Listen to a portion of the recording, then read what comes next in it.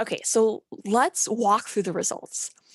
Just to orient you here, we're going to show you the two different groups on the bottom. Control group, so they were just told it was about, understanding problem solving. And this is the it's measuring how smart you are group. And we're splitting it up based off whether or not the students were Black or white. So first off, just control. This is where white students are when they think it's just a test of problem solving. However, when they're told it measures how smart they perform the same or even marginally better at it. So not a huge difference in students who are white. But now comes the students where there is a stereotype.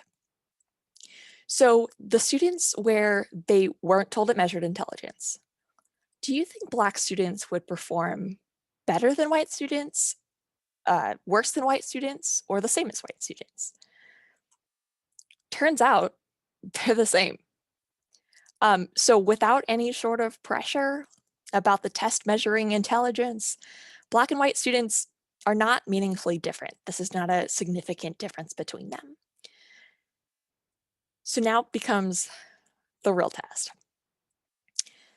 For Black participants who were told that this test measured how smart they were, do you think these students performed better than their control counterparts or worse? And I'm sure you could get there. A lot worse. So even though there is no actual difference between the two groups, they have equal capabilities. Adding that stereotyped, threatening type of wording, like this is measuring your intelligence, literally made Black students perform worse on this test. So this type of kind of stereotype affects a lot of different things. Here's another example just from job hiring and the job market. So this is a 2004 study where these researchers sent nearly 5,000 identical resumes to different job ads.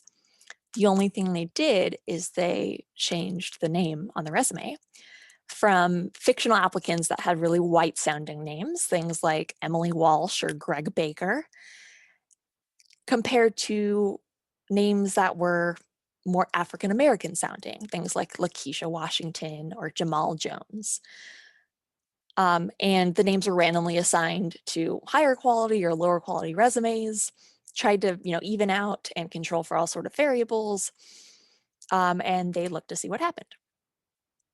Turns out, even though the resumes were identical, white names received 50% more callbacks for interviews. So it showed that callbacks were more responsive to resume quality for white names, even if the resumes had similar quality, if they had African American names. So this just goes to show that there is this underlying bias in how people are reading into skill sets.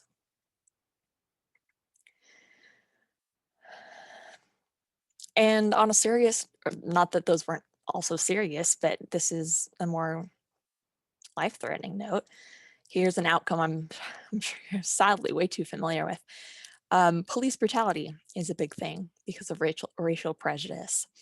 And I know there's been countless graphs like this that have circulated around for far too long, but a breakdown of individuals by different races and ethnicities in the general population compared to the percentage that are killed in police shootings.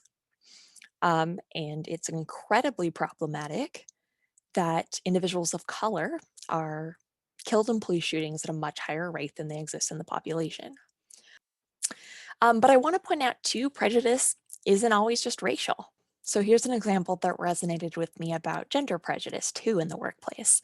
And this is just an anecdotal one-off example, but where a man and a woman who worked at the same company switched names for a week, where a man was accidentally signing off his emails using his female coworker's signature.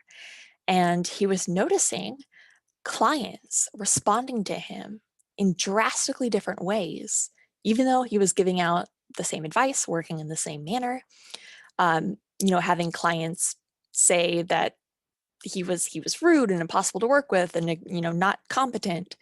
When he reintroduced himself to these clients, they immediately, that disappeared. They were immediately improved, positive reception, thanked him for his help, things like that.